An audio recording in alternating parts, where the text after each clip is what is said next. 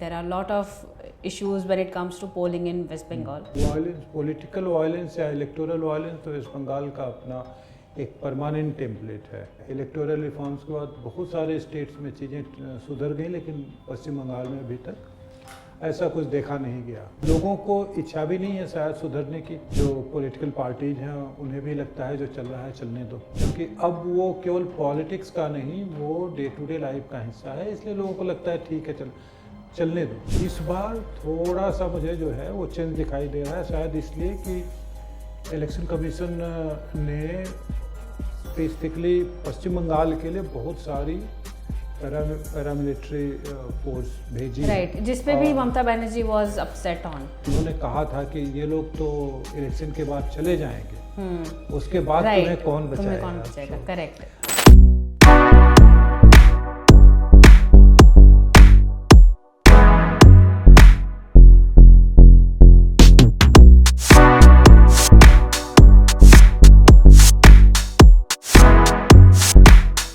Hello and welcome to Coffee Chronicles from the Pamphlet. मैं हूं निर्वा मेहता।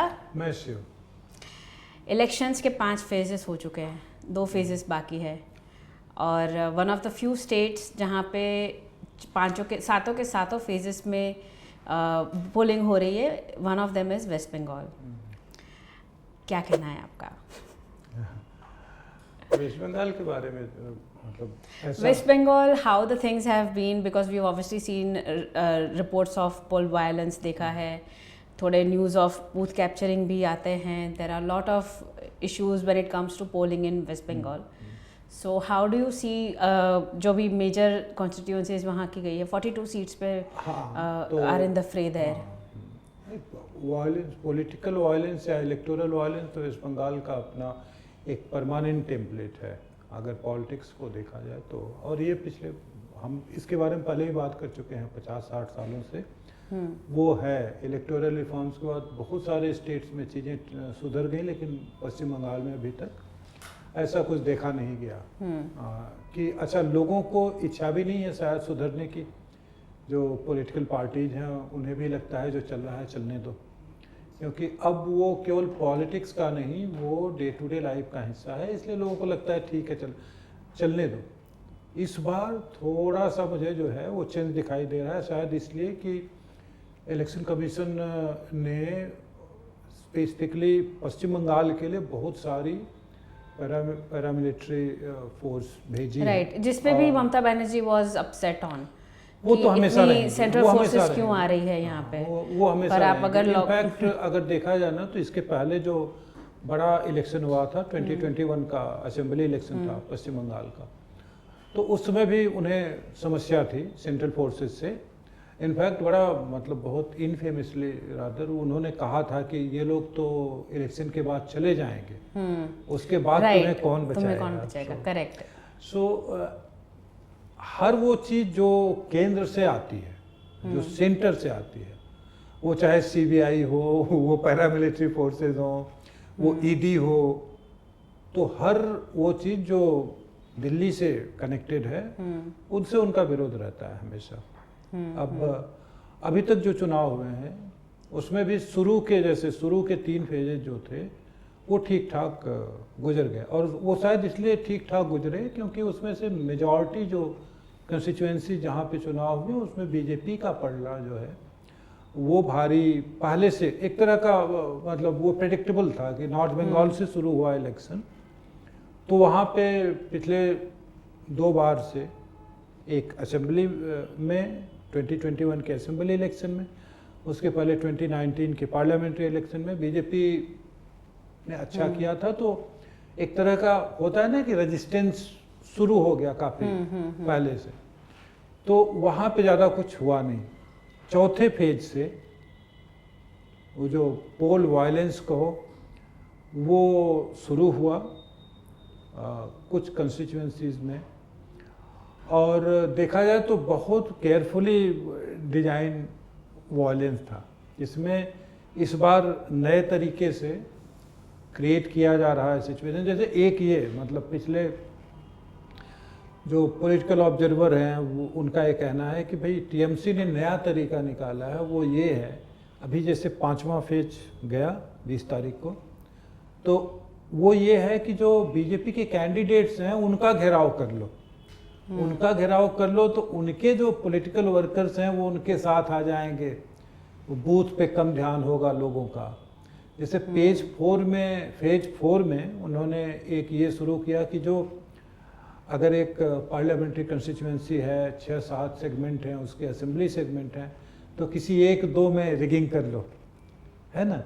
तो ये चीज़ है कि जो लग रहा था फेज 3 तक कि इस बार शायद वायलेंस फ्री रहे इलेक्शन, वो रह नहीं पाया और चौथे फेज से वायलेंस वापस आ गया।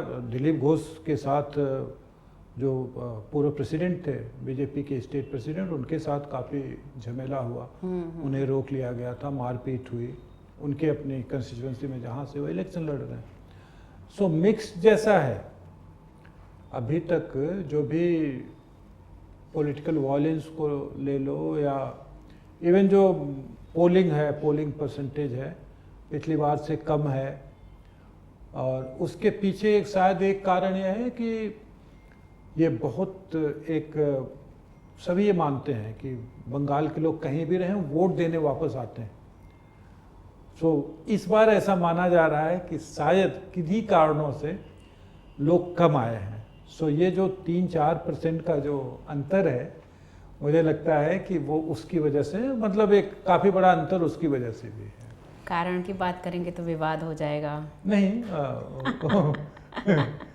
विवाद तो ठीक है। तो 2 more phases पेंडिंग है वेस्ट बंगाल में, and one of the key constituencies एक तरह से देखें तो अभी जो वन ऑफ द जो ख़त्म हुए हैं वहाँ पे Adhir Ranjan Chowdhury versus Yusuf Pathan, much talked about, considering Mamata Banerjee का तो ये बंगाली वर्सेस आउटसाइडर का जो ट्रोप रहा था हमेशा से कि वो गुजरात, एक तो नॉट जस्ट आउटसाइडर, तो गुजरातियों के लिए तो खास उनको दुश्मनी थी। तो मतलब ऑब्वियसली मोदी जी बीइंग गुजराती हमेशा, so she has been saying about Gujaratis as well. अब ये सब के बावजूद आप आउटसाइडर तो ला ही रही हैं सो कॉल्ड, उसमें से भी वो गुजराती लेकर ला रही हैं।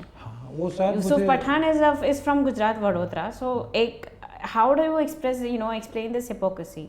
बट ये बहुत मज़ेदार बात है कि पिछले मतलब पॉलिटिकल स्फेयर में पिछले 3-4-5 सालों में मुझे लगता है, खासकर जो विपक्ष की पार्टी है या उनके नेता हैं, उन्होंने गुजरातियों को अलग अलग कारणों से टारगेट किया है, ठीक है। सो ये जो बाहरी और भीतरी वाला जो इशू 2021 के असेंबली इलेक्शन में भी इसे इस्तेमाल किया गया था, ममता बनर्जी ने किया था और बहुत खुल के किया था, ठीक है, कि बाहर से लोग आ रहे हैं यहाँ पे, पॉलिटिक्स को कंट्रोल करना चाहते हैं, बंगालियों को निकाल देना चाहते हैं, जो कि ममता बनर्जी के लिहाज से देखा है तो प्रेडिक्टेबल लाइन है।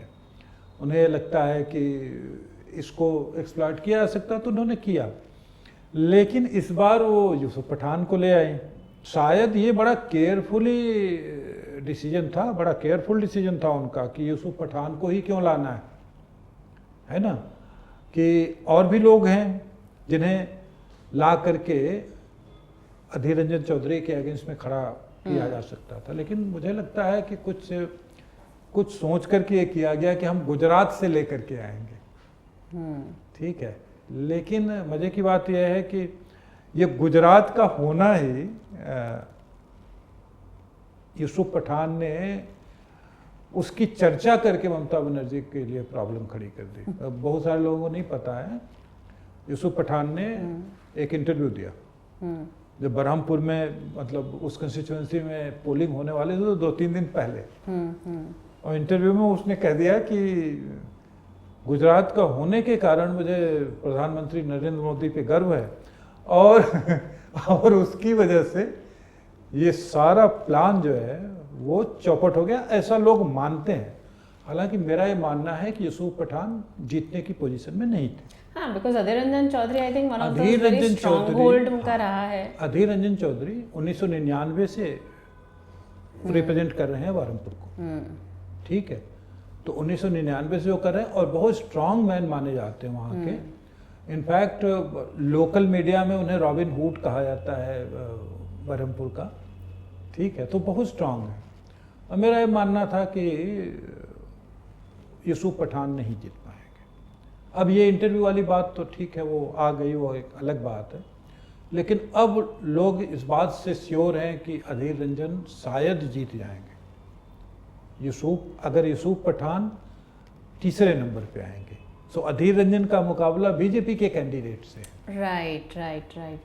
ठीक है, बट अधीर रंजन के सामने यूसुफ पठान को खड़ा करने का ममता बनर्जी का जो प्लान था, वो एक तरह से देखो तो बड़ी मतलब उनका वो पुरानी राइवलरी है। अधीर रंजन युवा थे जब ममता बनर्जी कांग्रेस से निकली थी। ठीक है, तो और दूसरा ये है कि अधीर रंजन पश्चिम बंगाल में कांग्रेस के एकमात्र नेता हैं जिनके बारे में कहा जाता है, खासकर अब प्रणव दा नहीं रहे तो उनके साथ ये गिने जाते थे कि ये दो लोग कांग्रेस के लिए सीट जीत सकते हैं और कोई नहीं जीत सकता है। अब अधीर रंजन चौधरी अकेले बचे हैं और इसीलिए वो समझो कि कांग्रेस का रिप्रेजेंटेशन पश्चिम बंगाल से छोड़ना नहीं चाहते। इसमें एक बड़ा इंटरेस्टिंग पॉइंट है। इंटरेस्टिंग क्या है, तमाम पॉलिटिकल पंडित और खासकर पश्चिम बंगाल के एक्सपर्ट्स लोग ये मानते थे कि जब कम्युनिस्टों का शासन था, लेफ्ट का जब शासन था, तो लेफ्ट और कांग्रेस के बीच में एक अंडरस्टैंडिंग थी कि हमने बंगाल को तुम्हारे लिए छोड़ दिया, कांग्रेस दिल्ली में शासन करेगी, तुम वहाँ पे करो, ऐसा माना जाता है। ठीक है, अब क्या हुआ कि अब देखा जा रहा है कि वही कांग्रेस अपनी वही पॉलिसी कंटिन्यू कर रही है ममता बनर्जी के लिए कि ठीक है आपको हमसे जो चाहिए आप, लेकिन हम फ्लोट करते रहे। सो अधीर रंजन चौधरी वाला मामला ये है। अधीर रंजन का कहना ये है कि नहीं, हम कांग्रेस के अकेले लीडर हैं और हम तृणमूल के सामने घुटने नहीं टेक सकते। सो ये होल एपिसोड जो हुआ है अधीर रंजन का, खरगे ने एक तरह से मतलब बड़ा स्ट्रांगली स्नप किया उन्हें कि अगर ममता बनर्जी के साथ हमारा अलायंस है, जो इंडिया अलायंस है, अगर कोई नहीं मानता है तो पार्टी छोड़ के जा सकता है। और ये सीधा सीधा अधीर रंजन के लिए बोला गया। लेकिन मजे की बात यह है कि खरगे जी बैक ट्रैक कर गए अपने स्टेटमेंट से, नहीं वो तो हमारे सिपाही हैं, हमारे शेर हैं, इस तरह की बातें करके शायद मुझे लगा कि खरगे जी को 10 जनपद से कुछ स्कोल्डिंग जैसा कुछ मिला कि क्योंकि अगर देखा जाए ना तो 10 जनपद ने ही अपॉइंट किया था उनको कांग्रेस का लीडर पार्लियामेंट में, खासकर लोकसभा, खासकर क्या लोकसभा में, चूंकि वो लोकसभा के सदस्य थे। तो 10 जनपद को ने कहीं रोका होगा कि भाई आप ये नहीं कर सकते। अधीर रंजन अगर इनफैक्ट अगर देखा जाए तो हैसियत के हिसाब से अधीर रंजन मुझे लगता है कि खरगे से ज़्यादा बड़े नेता हैं। हालांकि खरगे जो हैं वो पार्टी प्रेसिडेंट हैं, लेकिन हाँ। But speaking about Bengalis versus outsiders का अगर हम देखें तो it's not just Yusuf Pathan की जो वो पैराड्रॉप किए गए थे, there is also for Mamata Banerjee जो इतना वो कर रही थी, she has more than one candidate who are not Bengali. For example Shatrughan Sinha, हाँ शत्रुघ्न सिन्हा है, कीर्ति आज़ाद हैं, ये तो बंगाली है ही नहीं। ये शत्रुघ्न सिन्हा तो यूपी के हैं, मतलब बिहार के हैं, वो पहले वहाँ से पटना साइड से इलेक्शन भी लड़े दूसरी टिकट पे, तो ये भी वो है। तो हाँ, and that too when Bengalis also have a lot of hostility towards people from Bihar. हाँ, ऐसा माना भी जाता है, but maybe they have put up in the Bihar centric where the population of Bihar is very strong. But फिर तो आप ऐसा क्यों होता है कि आप फिर बंगाली वर्सेस बाहरी हो तो जो वो उनका वो चलता रहता है, फिर हाउ डू यू, ये भी एक तरह से उनका वो चलता रहता है साथ मुझे लगता है ना कि ममता बनर्जी का जो मतलब पॉलिटिकल स्फीयर में जो नेविगेशन है पिछले 3-4 सालों में, बहुत सारी प्रॉब्लम से वो घिरी हुई हैं। तो उन्हें वो मतलब बड़े शॉर्ट टर्म एडजस्टमेंट कर रही हैं, जो मुझे दिखाई देता है। जैसे 2021 में उन्होंने बड़ा एक इशू खड़ा किया कि भाई बाहर के लोग आ रहे हैं और बंगाल पे कब्जा करना चाहते हैं, लेकिन शत्रुघ्न सिन्हा को वो ले आई, आसनसोल से उन्होंने बाई इलेक्शन में वो जीते भी। ठीक है, अब शत्रुघ्न सिन्हा के लिए इस बार उतना आसान नहीं है। पहला इसलिए क्योंकि ये बाई इलेक्शन नहीं है, दूसरा इसलिए कि एस अहलूवालिया आसनसोल से पहले पार्लियामेंट में जा चुके हैं और वो आसनसोल के ही हैं। एस अहलूवालिया आसनसोल के ही हैं और वो लोकल आसनसोल में उन्हें मतलब वो खुद को प्रेजेंट ही करते हैं कि मैं यहीं का बेटा हूँ। सो वहाँ पे प्रॉब्लम है, जो मुझे दिखाई दे रहा है वो प्रॉब्लम है शत्रुघ्न सिन्हा के लिए। और सेम जो इनका है अपना कीर्ति आज़ाद का, कीर्ति आज़ाद जिस कंस्टिट्यूएंसी से लड़ रहे हैं वहाँ से दिलीप घोष लड़ रहे हैं। दिलीप घोष की पुरानी जो कंस्टिट्यूएंसी थी उनको वहाँ से ले आकर के यहाँ रखा गया। और अब जो मामला है दिलीप घोष का ये कहना है कि भाई मैं तो यहीं का हूँ, आप बाहर के हैं। ठीक है, तो ममता दी की तरह उतना एक्सप्रेसली बीजेपी के लीडर नहीं कहते हैं, लेकिन उनको अधिकार है ये कहने का कि अगर आप इसी को इशू बनाना चाहती हैं तो यहाँ का तो मैं हूँ।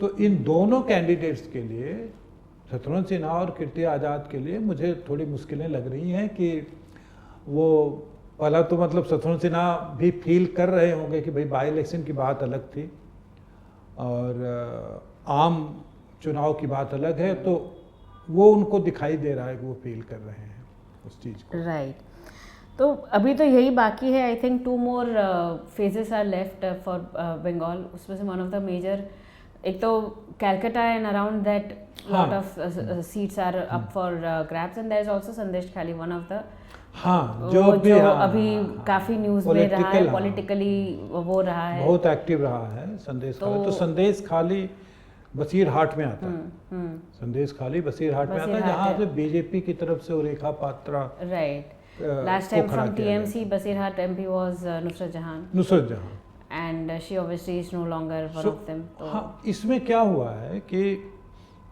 अभी कलकत्ता और उसके आसपास के इलाकों में जैसे दमदम हुआ या बारासात हुआ, बारासात वो इलाका है जो बांग्लादेश से लगा हुआ है, बसीरहाट भी वो इलाका है जो बांग्लादेश से लगा हुआ है ना।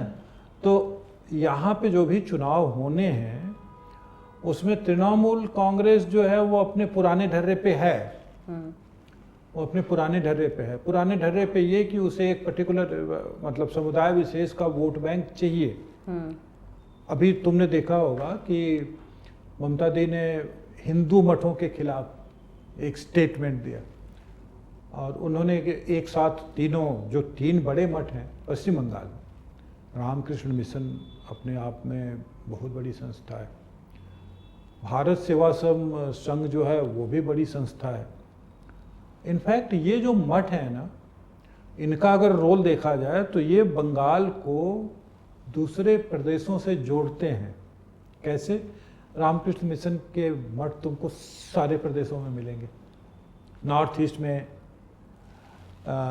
तमिलनाडु में, सब जगह मिलेंगे, है ना। भारत सेवाश्रम संघ भी यूपी बिहार से खासकर जोड़ता है, महाराष्ट्र से भी जोड़ता है, उनके वहाँ पे भी हैं। सो इन्होंने क्या किया, जो मुझे समझ में आया, जो मुझे लगा वो ये है कि अभी पिछले साल कर्नाटक इलेक्शन में जो तरीका कांग्रेस ने अपनाया था पोलराइजेशन का, वो इन्होंने, ममता बनर्जी ने वहीं से कॉपी किया। अगर तुमको याद हो तो कांग्रेस ने बजरंग दल को बैन करने की बात कही थी, है ना। और ऑब्जेक्टिव उसका एक ही था कि अगर हम ऐसी बात करेंगे तो हमें ऐसे देखा जाएगा कि एक पॉलिटिकल पार्टी है जो हिंदू ऑर्गेनाइजेशन के खिलाफ खड़ी है। मुझे ऐसा लगता है कि ममता बनर्जी ने भी वही कॉपी किया है, वही स्ट्रैटजी वहाँ से कॉपी की है कि अगर मैं इस तरह की बात करती हूँ तो मैं खासकर माइनॉरिटी वोट बैंक जो है वो हमसे फिसल के नहीं जाएगा, और अगर इस मौके पे करती हूँ जब पोलिंग होने वाली है, पोलिंग के आसपास करती हूँ तो फिर और स्ट्रांगली हमारे साथ रहेगा। अब ऐसा उन्होंने क्यों किया? ऐसा शायद इसलिए, जो मुझे लगता है शायद इसलिए किया कि वो केवल जो ऑन गोइंग इलेक्शन है उसको नहीं देख रही हैं, वो देख रही हैं इसके बाद जो प्रॉब्लम उनके लिए होगी कि ठीक है, आप इस बात से रिकॉन्साइल कर सकते हैं कि 2 साल पहले मैंने, ममता बनर्जी ने या उनके नेताओं ने सोचा था कि ममता बनर्जी देश की प्रधानमंत्री बनेगी। जैसे जैसे समय आगे गया उन्हें लगा कि नहीं ये हमारे बस की बात नहीं है। वो तमाम और चीज़ों में फंसती गई, तमाम करप्शन के एलिगेशंस हैं, जांच चल रही है, हाई कोर्ट के रोज़ रोज़ कमेंट आते हैं, हाई कोर्ट के डिसीजन के अगेंस्ट में आप सुप्रीम कोर्ट जाते हैं तो सुप्रीम कोर्ट उसको अपहेल्ड कर लेता है। तो ये सारी परेशानी का सबब है। आप उनको लगता होगा कि भाई असली जो चीज़ है वो है 2026 का इलेक्शन संभालना। अब वहाँ पे प्रॉब्लम क्या है? वहाँ पे प्रॉब्लम यह है कि ममता बनर्जी को ये दिखाई दे रहा है कि इंडी अलायंस में सीपीएम और कांग्रेस तो एक साथ हैं। सीपीएम ने भी इस बार पिछले 4-5 महीनों में काफ़ी मेहनत की है, लेफ्ट वालों ने काफ़ी मेहनत की, यात्रा वगैरह निकाल करके। उन्होंने एक नया काम जो किया है इस बार, वो ये किया है कि सारे उनके कैंडिडेट्स जो हैं पार्लियामेंट्री सीट्स के लिए, उसमें ज़्यादातर युवा हैं, एकदम अभी पढ़ के निकले हैं या पीएचडी कर रहे हैं, कुछ 1-2 जेएनयू के हैं, है ना। तो इसकी वजह से उनको लगता है कि ये कहीं उस पोजीशन में नहीं पहुंच जाए जहां हमारा जो माइनॉरिटी वोट बैंक है उसमें से कुछ छिटक करके इनके पास चला जाए। क्योंकि ये दोनों इंडी गठबंधन अगर है आज, तो आने वाले समय में चुनाव जो आम चुनाव हो रहा है लोकसभा के लिए, जब 4 जून को उसका रिजल्ट आएगा तो उसके बाद वो इंडी गठबंधन के रहने के और चांसेस रहेंगे, खासकर बंगाल में, क्योंकि लेफ्ट और कांग्रेस एक साथ रहना चाहते हैं एक दूसरे को संभालने के लिए। ठीक है, वैसे भी राहुल गांधी अभी लेफ्ट ही हैं, कांग्रेस तो कहाँ रहे, सेंटर में नहीं है।